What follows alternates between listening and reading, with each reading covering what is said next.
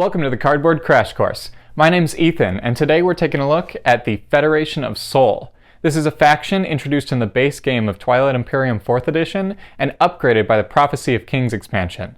This will be both a component overview as well as an in-depth guide and analysis later in the video, so stay tuned for that. This video was voted on by my patrons. If you want to support the channel, you can go ahead and subscribe and like the video, but if you want to support just a little bit more, the Patreon will also be linked in the description. You can also discuss in our Discord if you'd like to introduce yourself to other test dummies of the channel. Without further ado, let's go ahead and get into the faction guide. We'll start off with a general overview of the Sol's faction sheet. This is a powerful race of human beings from the Sol system on the planet of Jord. They were the first to fire during the Twilight Wars that started the destruction of so many races, so many factions, so many beings. They're the cause of much death, much despair, but also much prosperity and happiness. The humans are an interesting race that cover almost every emotion in the galaxy, and many seek to understand why they do things, not just what they do. Nowadays, Juan Salvador Tau, the new High Minister of Sol, seeks to colonize and control the entire galaxy through military force and the human will. I love this faction, and you're about to see why. Let's start off on the planet that they start off on. This is Jord. This is a 4-resource and 2-influence planet, very similar to Earth, and it may even be Earth, we'll never know. Jord has very high resources, and they don't really need it to start off with, but it is nice to have. The 2-influence is a little lacking, but that's alright, because they do have other ways to get command counters, as we'll see. They also start off with a hefty fleet of 2 carriers, a destroyer, 3 fighters, 5 infantry, and a space dock. If you've watched my other videos or been following Twilight Imperium, 2C4I is what we call the strong base starting fleet, meaning 2 carriers and 4 infantry. They very much have this, and I'll talk about a little bit why having 5 versus 4 is that much more powerful. There is no PDS, but that's okay. I'll also talk about how they're able to make up the protection in other ways. The final thing that they start with is a couple of generic technologies. The first is Neural Motivator. Neural Motivator says, during the status phase, draw 2 action cards instead of 1. As you notice, they benefit a lot off the status phase, and having that extra action card is just that much more flexibility. They also start with Animass Deflectors, the blue technology. Your ships can move into and through asteroid fields. When other players' units use Space Cannon against your units, apply -1 to the result of each die roll. This specifically means a lot to them. So enough messing around, let's go ahead and check out the abilities on their faction sheet. They also have 4 commodities. Now, of course, they don't start off with these, but replenishing up to 4 is a great way to be able to become a trade partner with multiple different factions. They also have a couple of very strong abilities. One is called Orbital Drop. This is an action, and it says, spend 1 token from your strategy pool to place 2 infantry from your reinforcements on 1 planet you control. This can be on any planet, and it comes from the same pool you use for secondaries of other strategy cards. This is a great way for them to be able to build up their infantry on different planets. Moving on to their second ability, this is Versatile. When you gain command tokens during the status phase, gain 1 additional command token.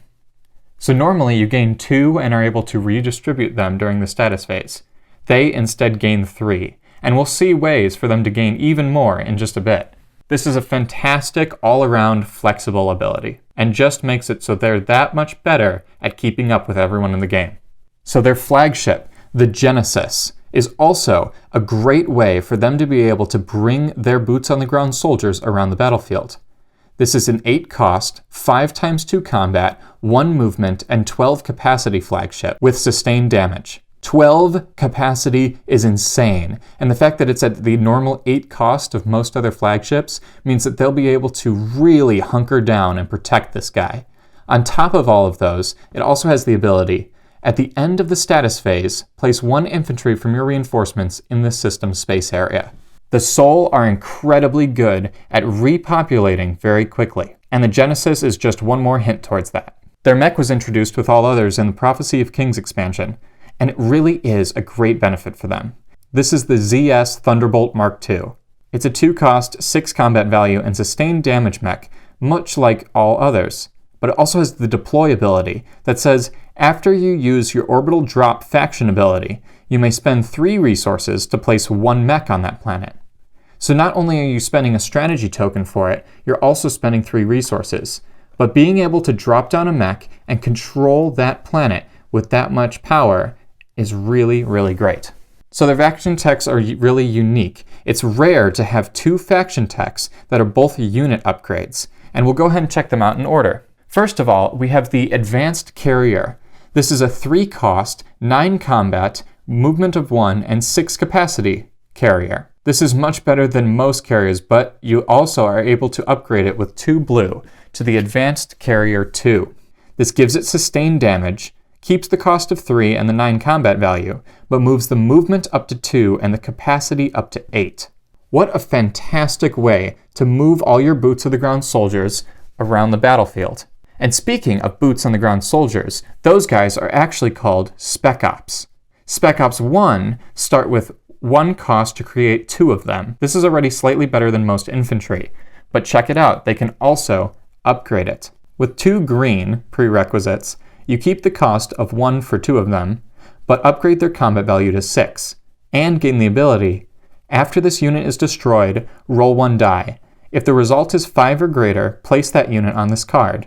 At the start of your next turn, place each unit that is on this card on a planet you control in your home system.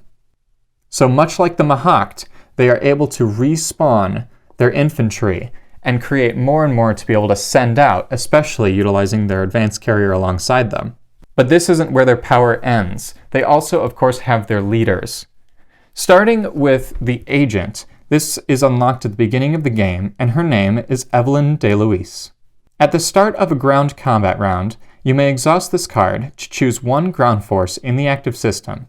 That ground force rolls 1 additional die during this combat round. This isn't an absolutely crazy ability, but it does allow you some added power to one of those infantry. And remember, in Twilight Imperium, each of these infantry doesn't represent 1 person, but rather 1 group of ground forces. It could be as big as an entire military's worth each. So she's that master tactician that is boosting up her entire army's forces. The commander for the Soul is named Claire Gibson, the voice of the people. She begins locked, and to unlock her, you have to control planets that have a combined total of at least 12 resources.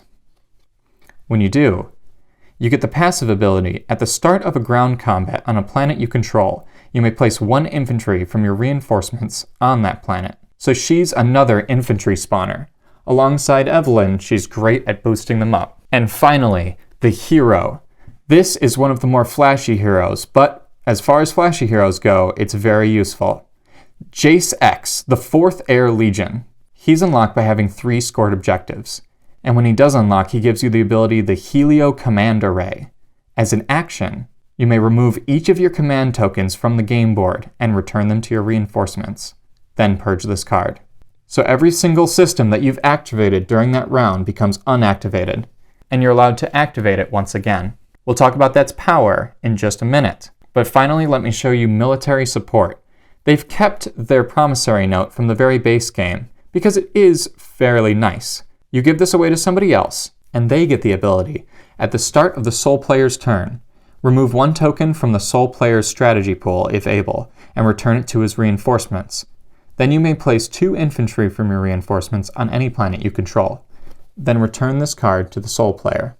So this is basically giving away their orbital drop ability on their sheet. Use this in specific scenarios that I'll discuss during the analysis. So, without further ado, let's go ahead and move all of this over to the analysis portion and check out how I believe you should be playing the Soul in a general sense. So the Federation of Soul is the self-insert human faction. They have one in every single game, pretty much. If you're playing a space game and you have all different kinds of races, they're going to treat humans as one of the many. Or if you love things like Star Wars, you're going to find that humans are just one of many crazy races throughout the galaxy. Twilight Imperium is really no different. But how do they play in the game?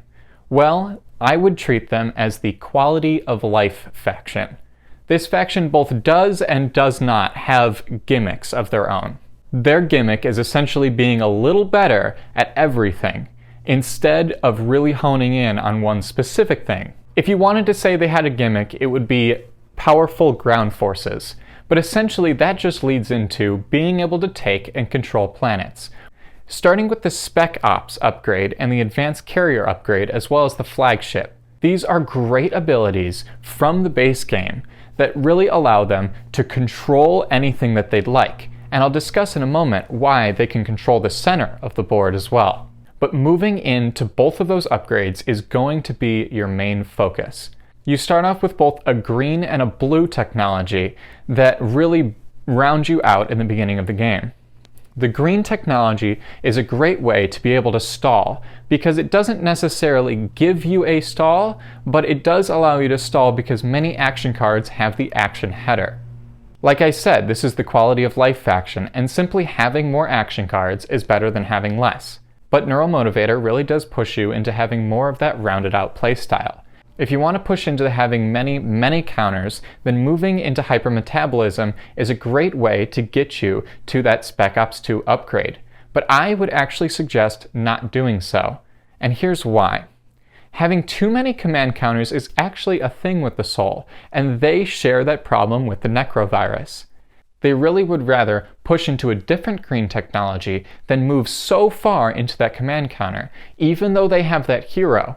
Now the hero's powerful, but it really is just a warfare, and you need to be able to round yourself out before moving into the late game with that hero. But also talking about anti-mass deflectors, this is a great way to protect yourself and protect your boots on the ground soldiers, your Spec Ops, moving into that planet. You don't start with a PDS, but being able to protect yourself against other PDSs is your first hint as to what they should be doing. The Soul needs to rush for the galaxy. Just like in their lore, they want to be the first ones to fire. You want to have that power straight off the bat and seriously rush into anything you need. Playing the Federation of Soul is great for a new player, yes, but I would suggest them also for a more advanced player because they really allow you the tools to be able to get what you want and quickly without thinking of other people's emotions. Perfect for the humans.